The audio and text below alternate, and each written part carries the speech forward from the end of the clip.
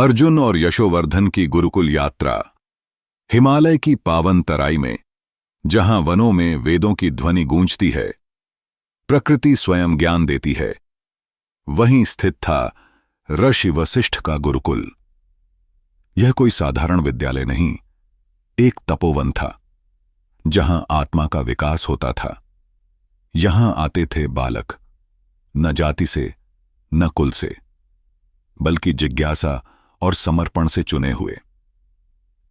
ऐसे ही दो बालक थे, राजकुमार अर्जुन और किसान पुत्र यशोवर्धन। एक के पास था वैभव, सुविधा और राजकीय सम्मान।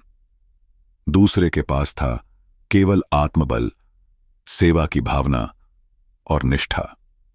दोनों ही प्रतिभाशाली थे, परंतु उनके जीवन दृष्टिकोण में था अंतर।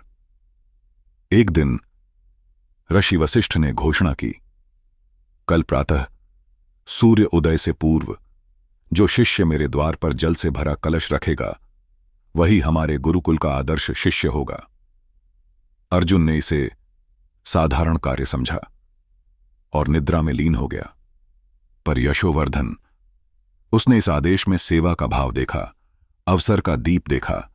वह रात भर जल की खोज में रहा, कंटीले मार्ग पर चला और प्रभात होते ही कलश रख दिया। प्रातः ऋषि वशिष्ठ ने मुस्कुराते हुए कहा, बुद्धि से तेज, शरीर से शूरवीर होना सरल है, पर जिसने सेवा को जीवन का मूल्य समझा, वही सच्चा विद्वान है। यशोवर्धन, तुमने गुरुकुल की आत्मा को जाना। वर्षों बीत गए।